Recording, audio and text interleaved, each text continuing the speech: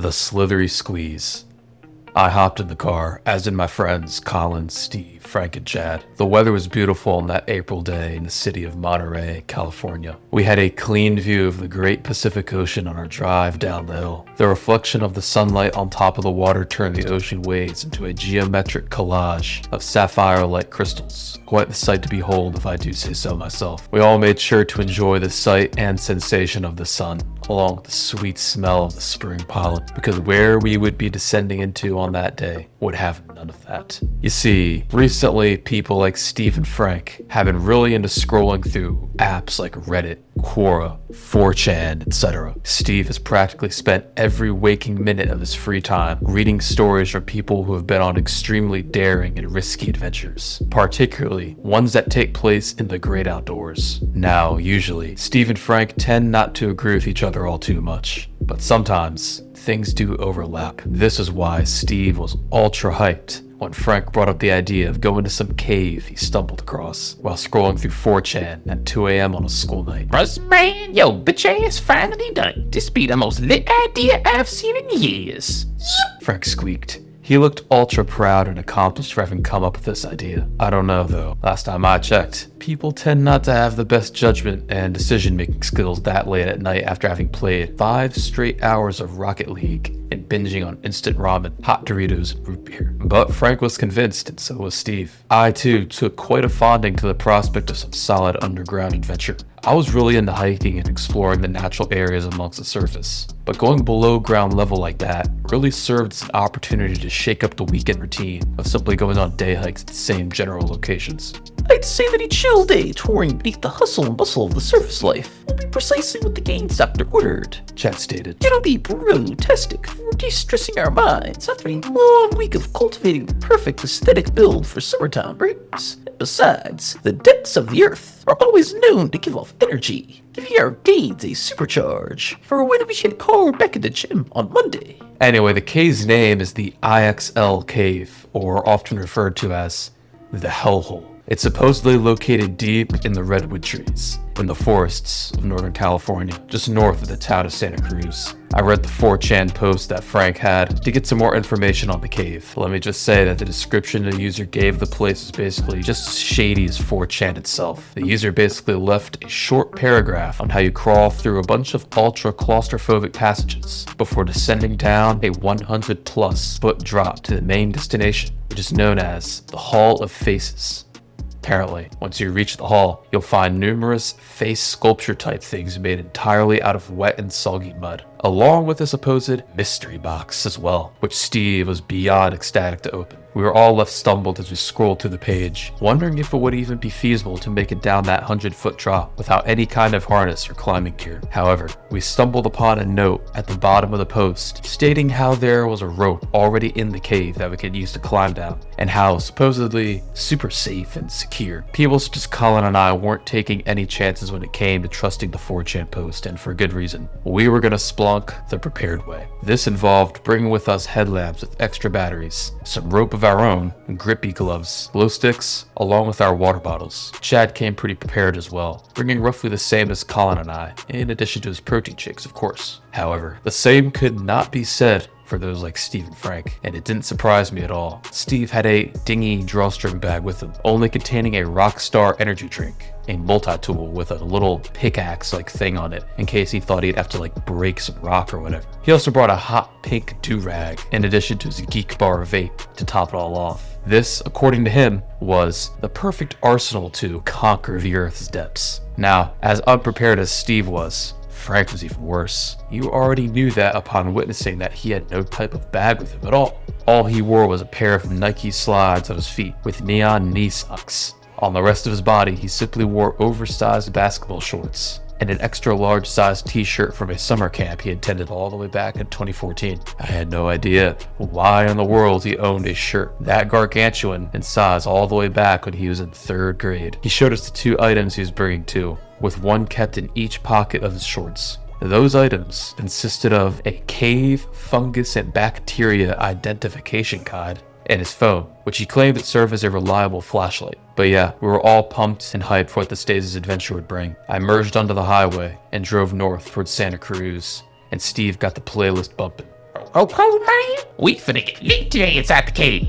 Who even knows what kind of loot we finna get our asses behind down there? I know this one dude who found an ancient civilization from even before the Ice Age. But I know that at the very least we gotta get our hands on some super wet diamonds. I don't know. I think Steve was still tripping. Before we left for the cave, he would not shut the fuck up about all the shrooms he had taken a few nights prior. He rambled on and on about all of the supernatural entities he encountered in his mind that night, and how they led him to the most ancient advanced civilizations that had been lost to the sands of time. Something told me he would expect to find things that looked similar to what he saw during that trip, like the things that have been sought out for hundreds of years and have been long forgotten in the Earth's mysterious and creepy depths. But I'm pretty sure reality would not be living up to the little expectation fantasy of Steve's. But anyway, enough of that. This drive up towards Santa Cruz is pretty uneventful. You know, that was until this happened. Who in the world is calling me right now? Colin said out loud. I told everyone that I would be out caving all day. Colin reached into his pocket and pulls out his phone to see who the call was.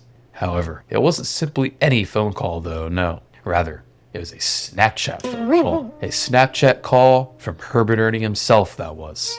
Now, don't get it all twisted. We are not a friend of Herbert Ernie himself. He is super creepy and is always cooking up the most malicious of schemes. Normally, it'd be best to simply ignore his calls, but at the same time, it's probably best to see what he's up to, just by means of making sure he isn't up to anything alarming. It'd be good just to know. Therefore, we knew what we needed to avoid in case he's out and about by chance. Besides, it's not like he knows where we're going. All of us have our snap maps turned off. Colin and I made sure of it, even Frank's. Alright, I guess we better see what's going on, I said. I wanted to give 110% of my attention to this call, and so I parked along the side of the road for a hot second. Colin picked up the phone, and we all gathered around him. Though my heart sank when upon seeing that it wasn't just an audio, rather it was a FaceTime call. We immediately sensed that this whole Herbert thing wouldn't be good based on his new bedroom theme. His walls are plastered in some sort of fake rock texture, and fake cardboard stalactites hung from the ceiling. He even had a mason jar on his dresser with a cave bat inside. Poor thing. Anyway, Herbert's appearance was even more alarming than his room. He looked more sloppy and unhinged than we had ever seen him before. He sat in his crusty gaming chair far back from his computer desk because of his massive belly that wouldn't permit him to scooch in any more than 4 whole feet.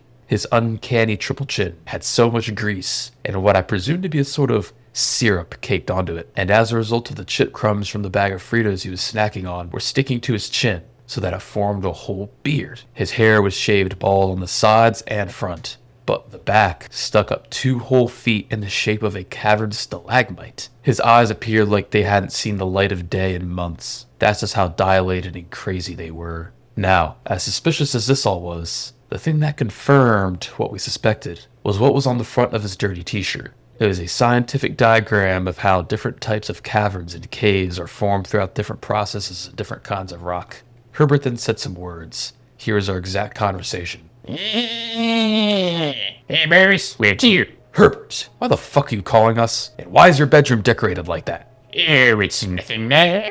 I'm just exploring the realms of my new hobby, geology. Cut the fucking bullshit, Herbert. You wouldn't have batted an eye at the rocks of the earth no less than a week ago. No one just picks up some extremely scientific hobby such as geology and completely remodels their bedroom because of it. And then you call us? Well, you know what they say now. What better way to expand our minds and grow in our development and explore your interests and try your pipe in something new? And as of lately, I've been focusing on growing my rock collection. I've been having a little bit too much success on my hands, however, and I'm willing to give some away for the conduct of sharing my epic geologic knowledge. But I will say, boys, some of my findings are just a little too risky to be in public hands, so it must be kept a secret. You know, though, I have to trick you boys up with a little deal in exchange for some of these breakthroughs. You'll just have to pay a bit of a different kind of price, if you know what I mean. Wink, wink, Herbert said as he gave us a creepy wink. Now, I am almost certain that none of us would ever want to know what Herbert's secret findings are, and likely for good reason. I could actually get a glimpse at Herbert's rock collection on his dresser behind him, and none of them looked like anything of any remote value, let alone effort to find. In fact, they appear to be what looked like materials such as asphalt and concrete, things in which Herbert coined as being sedimentary or igneous in nature. Oh yeah, I almost forgot. A lot of his rocks also just happened to be naturally formed, quote unquote, in some quite dirty looking shapes. You know, I'm not going to say what they were, just for the purpose of keeping the story PG-13. But those alarming rock shapes also put a bit of a more questionable, to say the least, meaning when Herbert referred to trying his pipe at something new. Ugh. Hey, anybody in there, Frankie? Don't worry. Just happen to know exactly where your fellows are headed. You know, I have a close buddy of mine who happens to run a geologic joint up in Santa Cruz. Should both stop by to see him. He can help you work out a discount. I'm sure he'll be very happy to see some special bows picking up interest in his favorite hobby. Okay, that's enough, Herbert. Fuck off. We hung up the phone. This was not sounding good at all. How in the world did Herbert Ernie, of all people, know where he'd be headed to? You were all freaking out for a solid minute. Colin and I were pretty pissed at Frank. Frank, you just gave our fucking plans away, Colin exclaimed in frustration. Oops, but you know, she got about caves, and he wouldn't be fun to go with. He could be a cave guide. What are we gonna do now, Bruce? Chad worried. Guys, don't worry, I assured everybody. Herbert may know we're going to be in or around the Santa Cruz area, but he'll have literally no clue where the actual cave is. I did some research on where it's located, and it's deep in the woods. It'll be difficult enough for us to find it amongst the dense redwood trees, as it is, let alone Herbert. Yeah, Nick's probably right, Colin added. Herbert's always in her hair, but, this time he's probably just bluffing. Even by the most off of all chances Herbert ends up actually knowing the vicinity of where we'll be, we can just make sure to park the car farther away from the spot, even if it means we just walk more of a distance. Sure is fine, honestly. Yeah, man, it's fine. But your whole ass bitchin'. We finna be entering to a whole new world in this joint anyway. Early ass gonna be the last thing on our minds. Maybe I was just flustering myself. I needed to learn to chill and simply enjoy the adventure. Though, this is a mistake. You'll soon find out why. It's only a matter of time until we learned why one should never assume the best when it comes to Herbert Ernie himself. The rest of the way to Santa Cruz is pretty uneventful. We stopped for lunch downtown before making the rest of the drive to the actual cave area, which should be around 15 or so more minutes outside the city. The time's around noon now, and we were no longer in Santa Cruz in of itself. Rather, now we were cruising through the dense redwood forests that extended from there all the way up to the very northern parts of the state. It was no longer the crisp, sunny day it was back in Monterey either. Rather, now, it was chilly and foggy, a slight mist in the air as well, giving the woods around us quite the mysterious vibe. The map app on my phone estimated only 5 more minutes until we reached our intended parking spot for the cave. There wasn't really anything at all up in these parts, even though we were still only a jog away from Santa Cruz. In the distance, we could see a lone log cabin type building with a sign out front that read, "Cavers Stop Here," with the words, "Supply Shop," beneath it. It was quite weird how there'd be a literal entire shop out there, just considering how unknown of a cave the one in which we were going to was. I was just about to speed on right by it without any second thoughts, but Steve stopped me. Yo, man, I'll be needing an extra pickaxe for what we about to find in this cave, G. And so I reluctantly pulled into the cave shop's gravel driveway and parked the car. The place was super sketch, based solely on its appearance. It actually looked like it had been abandoned at one point in time, and was only recently put into use for the sole purpose of this little shop. It had no lawn, and moss was in the roof. No lights appeared to be on the outside. So next we strolled inside. The inside smelled musty and was cluttered with junk. Good day, boys, the owner said as he came strolling out from the back. "Oh, no, Colin exclaimed, and for good reason. It was the creepy clerk, the exact same dude from that one night at the beach. I had no idea how on earth he knew we'd be out here caving today, let alone get in possession of this dirty cabin. But we decided to ask him. "How the fuck did you know we'd be up here?" I demanded. Oh, I heard it from quite renowned geologists that some special bows are hitting up the local cave today. You know, it's not safe for some special bows like y'all to be crawling around down there and getting yourselves into trouble without adult supervision. Oh, and in case y'all are unaware, by the way, Creepy Clerk is a moldy dude in his 50s who won't stop harassing us whenever we go on trips. He has long, greasy hair and chubby cheeks. He wears the all too typical green denim jacket that was unbuttoned, revealing his white beer-stained wife-beater tank top that also happened to reveal his most prominent potbelly too. He had on the pair of muddy hiking boots, along with knee-high socks that went up past his knees. He didn't wear the all-signature 80s style gym trainers today though. Oh no. Rather, he wore a way too short cave man skirt, consisting of some stalactites hanging down over his chubby legs. Though, don't get it twisted, because those hairy thighs were still more than revealed. No, Colin reprimanded. You're not coming with us in that cave. I bet your fat ass won't even fit. Yeah, man. I'm gonna be surprised if Buzzman even fits in this bitch. Steve added, referring to Frank. Oh, don't worry, boys. Can actually skip out all the nooks and crannies of it all. Take my secret entrance. It'll take us right to the bottom, you know. I do recommend, however, that you boys go ahead and park y'all's car here for the day's adventure. It'll make it quicker on the way out. We had no idea what he meant by that, but anyway, we followed the creepy clerk down a dirty, narrow hallway and were showed to a door at the end of it. We opened it and were met with a staircase that led to what appeared to be some sort of basement. It looked to be unfinished and even had the exposed light bulb in the ceiling with the little string that you tug on to turn it on. Oh no, we are not following you down there, period, Colin told him. Well, come on, boys. Follow me down here. We can go over that little dealio that Chief set up with y'all earlier. Just to get to the juicy secretary secrets of geology.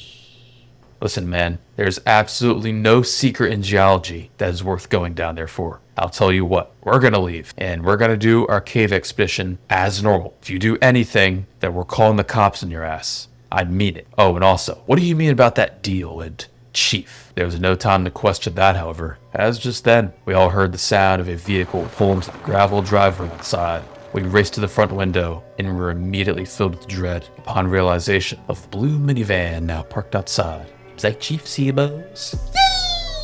Frank squealed. Come on, guys, let's dip. Now, Colin ordered. We began to do just that. Just then, the creepy clerk tossed Frank something. Take this for the road, boy. It'll be of great use in the cave.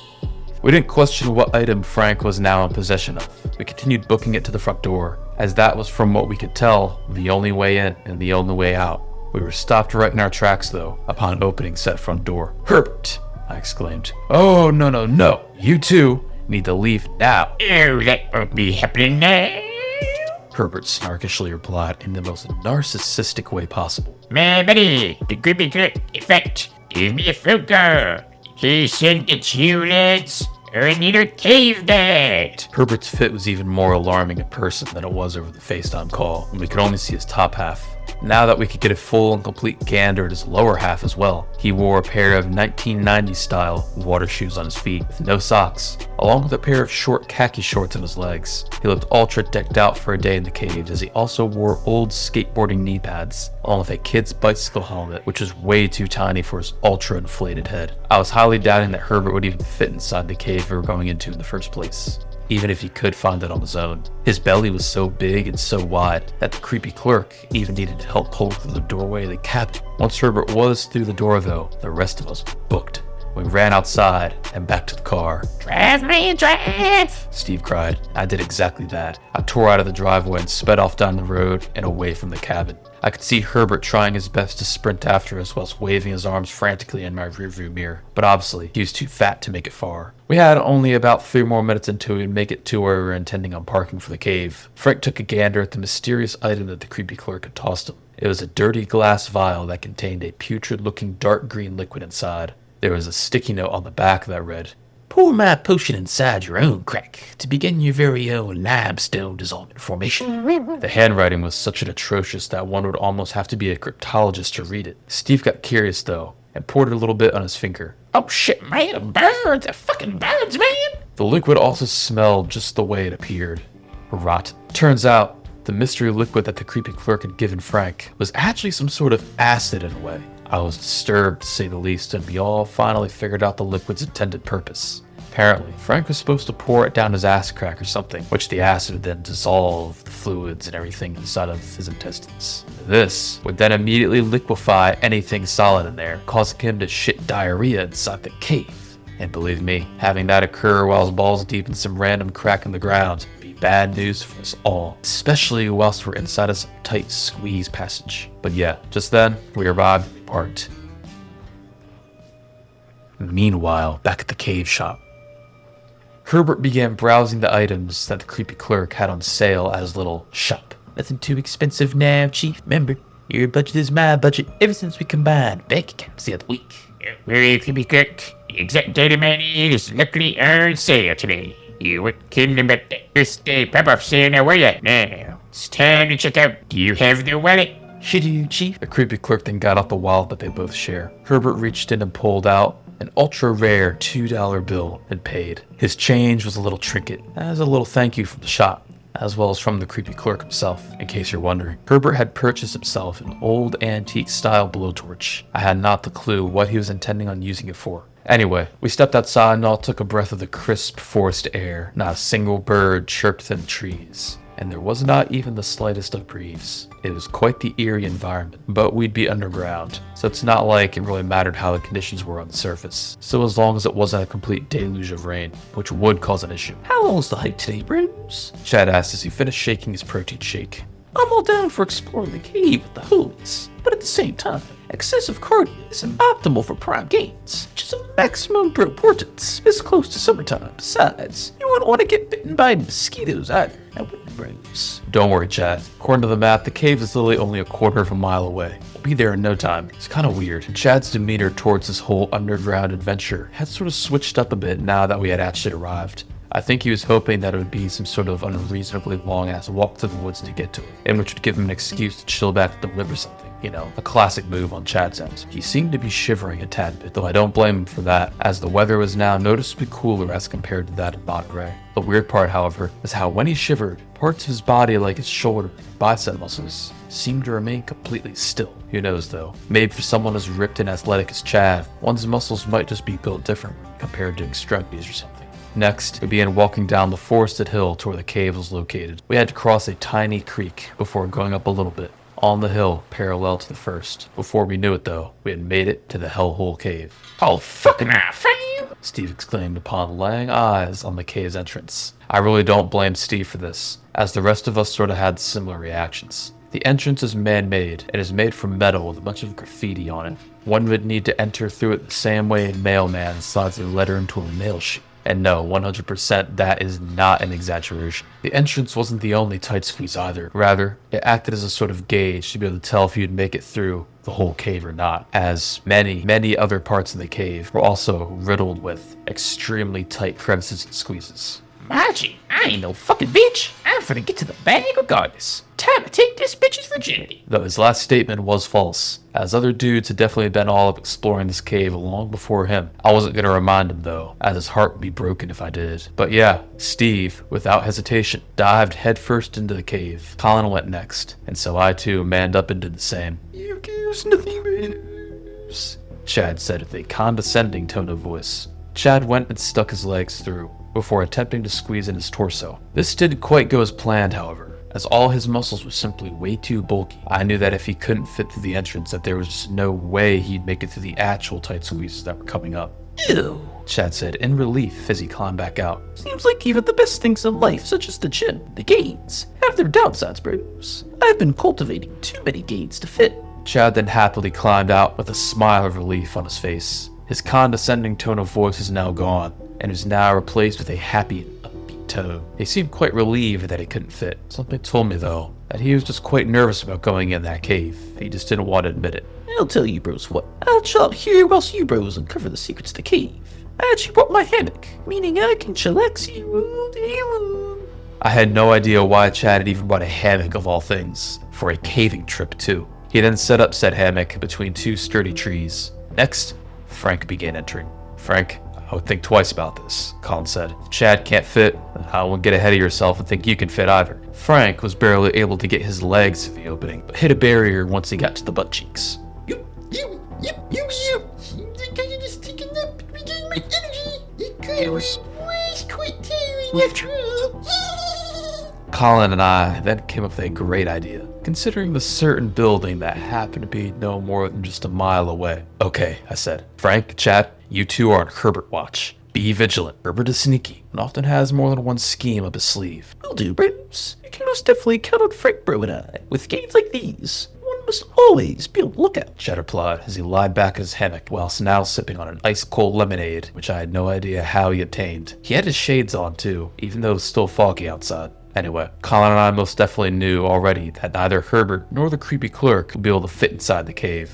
But knowing Herbert, he'd do something still bad, like pour a jar of tarantulas down the cave entrance, for example. Now, the cave adventure was finally on, and let me just say, it was tight. Way tighter than what we even thought beforehand. The walls were made of a smooth but muddy limestone, and the cave was anything but easy to slide across. There were so many different nooks and crannies that would be bad news if one slid into them. They made navigation really tricky too. I kid you not that we hadn't even made it 50 feet down the cave when we encountered our first real tight squeeze. The entrance couldn't even compare. The gap through was literally the length of my foot. Not kidding. I knew exactly what this passage was, according to the map also. We checked on the map, and this passage is known as the man-trap chute. Luckily though, the man-trap chute only went on for about a foot before widening out again. Steve went through first, Colin second, before I went through last. Even though this part of the cave was ultra narrow, sliding down through it was cake. And that was actually for two reasons. The first being the fact that the limestone the cave consists of is super smooth and slick due to the mud and the thousands of years of weathering on the rock from like water and such. The second, or the main reason it was easy, was because we were going at a steep downhill grade, so gravity was on our side. However, even with it being that easy, we still sorta got stuck going down. Only the slightest though, so it was a problem for Colin and I. I was low-key dreading heading back up through this thing though, as the cave only had one way out, and that was the exact same way we came in from. Anyway, after the man trap, the cave opened up into a roughly 15-foot wide space known as the party room. Steve, Colin, and I took our first break there. Colin and I had some water while Steve hit his vape. He then chugged his rockstar energy and went completely off the walls. Woo! I'm hyped, G. The spaciousness of the party room didn't last long though, as for the next 100 feet of the cave, according to the map, was the most intense part of the cave when it came to tight squeezes. It was all a horizontal crawl too. The passage was named the Birth Canal, and for good reason. However, that wasn't the worst part. According to the map and the 4chan post, there is a subsection of the birth canal known as the corkscrew. Apparently, this part of the cave lives up to its name, as I heard that one literally needs to turn their entire body in the motion of a corkscrew to squeeze through. But yeah, we got to it. Steve went in first. Colin and I went in after him. The passageways got immediately tight. Even crouching wasn't an option anymore. Only crawling headfirst on one's stomach would be the only viable option. Though Steve is practically jumping through the squeezes. That just goes to emphasize how scrawny he is. And I guess people like him are just built for this kind of thing. But let me just say, the whole thing was beyond the realm of claustrophobia. You literally had to keep your body glued to the floor or else you'd be stuck, like not being able to move. The cave would consist of a bunch of tiny interval things, or jolt up before sliding back down again, even though we were in the horizontal part of the cave. As a result of this, there are many numerous points where we'd be forced to wiggle ourselves into some awkward side cranny and reorient ourselves a different direction, constantly changing from moving head first to feet first, then back to head first again, over and over again. Well, I think we're here, boys, said Colin. Corkscrew. And yeah, we were indeed at the corkscrew, in fact. Steve obviously squeezed through it, no problem. It's easy, just gotta do what I did.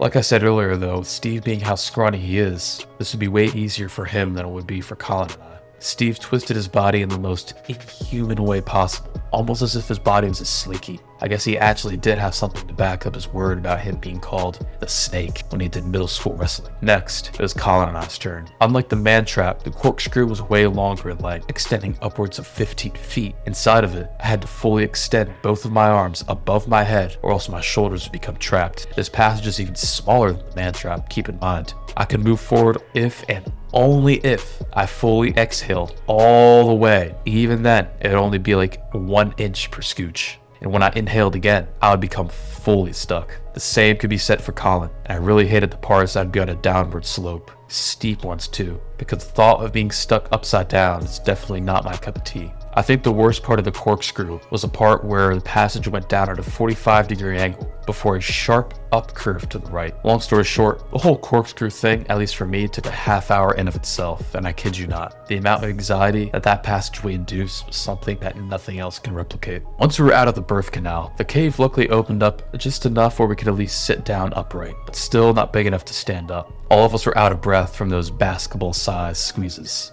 No, that is no exaggeration. And so, we decided on a much-needed break. Bruh, fuck that shit, Colin stated. I don't blame him. I was glad that we were finally through the corkscrew and all, and I was excited to finally make the descent down to the Hall of Faces, our main destination for the day. However, at the exact same time, I had that gnawing dread in the back of my brain, knowing about how we'd have to go all the way back through that shit just to get out of the cave. Little did we know at the time, however, was the fact that we wouldn't actually end up going through the corkscrew, the northern man-trap chute again. We'd actually end up taking a route that we could run up to the surface with great ease. But don't get it twisted though, pretty soon we'd actually be wishing to take the corkscrew. Ho, ho, ho, man. It be finally time. Steve excitedly exclaimed. Now, this be the kind of shit I've been expecting in a cave, G. This hole looks like it takes us straight to the booty. Think you might be right, Colin replied with a smirk on his face. Well, let's stop wasting fucking time and find it then. Steve wasted no time at all. He grabbed the rope and immediately began down the 100-foot descent down to the Hall of Faces. This drop was a straight drop. No exaggeration on that part at all. There were very few places one could use as footholds. So basically, we were all forced to rely solely on the rope the entire time. The rope was a tad sus too. It was clear that it was the original rope that had been there ever since the cave was discovered, which I think was in like the early 80s or something. Luckily, the rope did have little handholds on it, so at least we had something to grab onto. Did I mention that the whole rope was also caked in slippery mud? Steve was like Tarzan with shit. However, that also didn't necessarily mean that he was graceful with it though. Oh shit, G. He exclaimed as he swung into the cave wall, smacking himself against it. Yo, Steve, chill, Colin said. There's no rush, take your time. Anyway, Colin and I took our sweet time down the rope, so as to be safe. We had to go one at a time, so as not to stretch the rope beyond its limit both figuratively and literally. After some time, we finally made it to a small ledge that was right above the Hall of Faces. Woo! Steve shrieked as he literally slid down the remaining 25 feet of the rope, fireman pole style. It had seemed that the rockstar energy had really done a number on him because he was both figuratively and literally bouncing off the walls. He then landed in the Hall of Faces with a hard slap against the cold, wet mud. Oh shit! Fucking birds, man! Birds! Man, Steve should have known that fireman pole sliding down an old and abrasive rope such as that would cause quite the nasty case of rope burn. Luckily, Colin and I had each brought gloves like I mentioned earlier, meaning we were ironically able to slide down the exact same way, only unscathed. What the fuck is this shit, G? Steve angrily exclaimed. Remember how earlier I mentioned that the Hall of Faces was decorated with a litter of sloppy sculptures made from the wet mud? The first sculpture we all laid our eyes on was of a big, muddy butt. This was the booty we had assured Steve would be at the bottom of the cave. However, it had seemed as if Steve had been scammed yet again in his life. Man, I'm finna put a Super Saiyan on this hoe. Fuck that dumbass shit. Steve then proceeds to wound up his fist before sinking it into the butt sculpture on the wall. He didn't quite get the whole Super Saiyan effect though as he had hoped. Rather, his fist simply made a soggy imprint right in the muddy ass crack. Anyway, enough of that. The three of us took a moment to drink some more water, as well as really soak in the bottom of the cave. I had no idea where all the stone had gone, as literally the only material present in that room, like I just previously mentioned, was wet and soggy mud. The ceiling was very high in parts too, going upwards of 50 or so feet. Many downward tunnels were present and looked to go into some sort of abyss or who even knows where. I guess it would remain a mystery for now. And then, of course, there were the numerous face sculptures. Oh, and how could I forget about the mystery box as well? Steve immediately got excited. Ho, ho, man. Now we cooking, G. Steve then went on to open up the crusty old World War II looking tin before revealing what was inside. Oh, come on, pussy. Oh, man. I kind of felt bad for Steve and his disappointment, but at the same time, he literally does this to himself. He is always known for setting his expectations for things such as this extremely high, almost as if he's in some sort of Indiana Jones or John Wick movie at the same time. Alright, well, Colin said, we should probably start making our way back up. We gotta take our time though, as this is likely gonna be even more difficult than our descent. And so we all began shimmying our way back up the mud-coated rope. And that was that for the time being. Meanwhile, at the cave entrance, both Frank and Chad had abandoned their post. As of right then, an inflated alien was tramping its way through the forest and up to the cave entrance. Except it wasn't actually an alien, I think. Anyway, it was none other than Herbert Ernie himself, to put it precisely. He whipped out the antique blowtorch that he had bought from the creepy cave shop earlier in the day. He then pressed the button, and that antique flame appeared.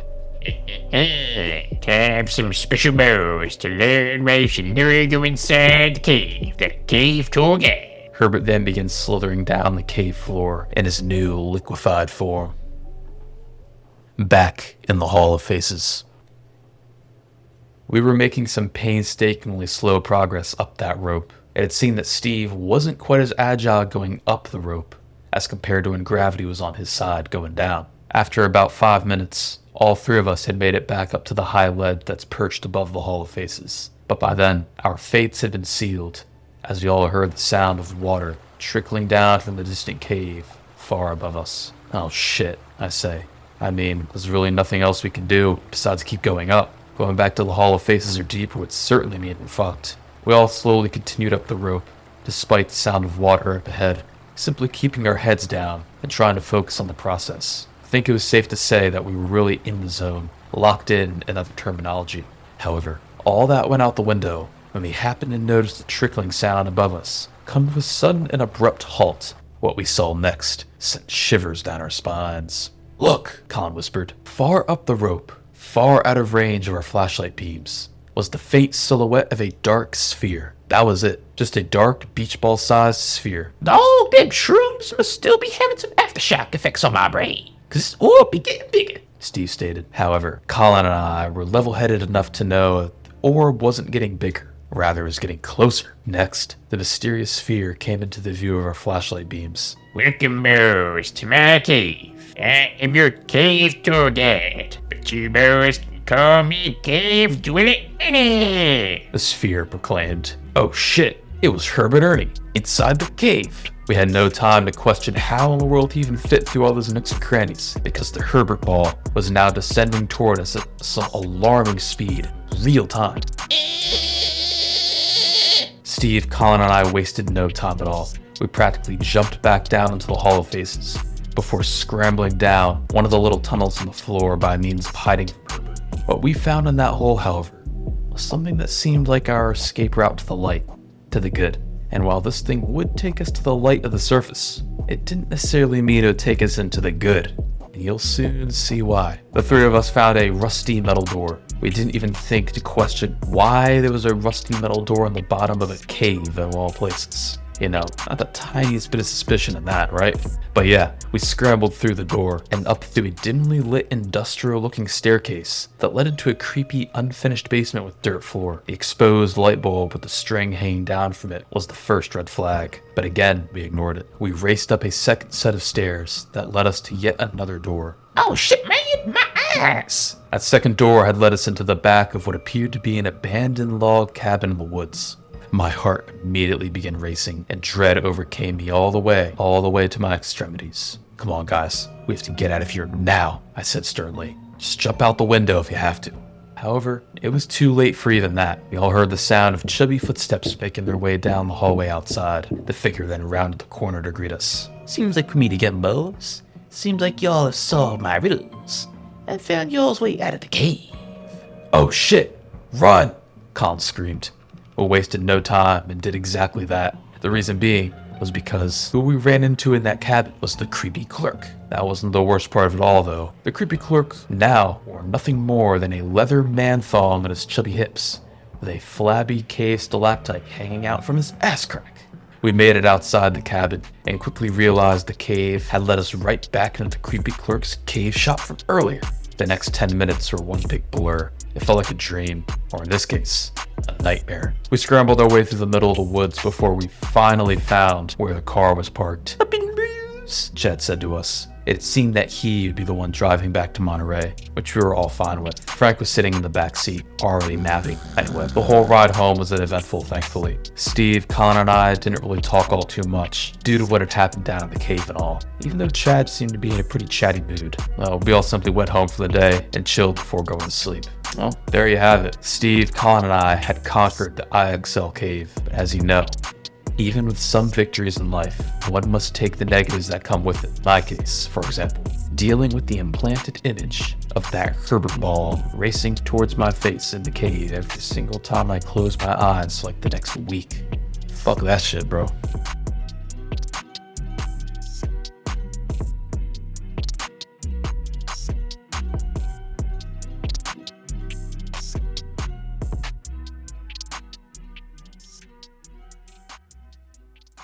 Oh yeah, so just a little update on the whole situation. After the cave trip, Colin and I ended up actually calling the local police on Herbert and the creepy clerk on the drive home. Basically reported about this random cave shop that was on the side of the road just north of Santa Cruz. The police took a report, but then about a week later they actually got back to us saying that no such cave shop existed. Turns out that cave shop, quote unquote, was actually a cabin that was abandoned. It had been abandoned since like the early 90s, and apparently Herbert and the creepy clerk had decided to take advantage of the extra space and set up shop, take residence inside said abandoned cabin, and lure innocent bypassers like us boys to undergo their dirty schemes. And yeah, the police did a swoop of said cabin too. Let's just say what they found to this day still disturbs me to my core. I'm not gonna go over what the majority of the items were just to keep this on the down low, you know, but let's just say there's some random pills, pictures of strangers passing by, including us, as well as some weird royal honey as well. Yeah, now that then concludes the Slithery Squeeze.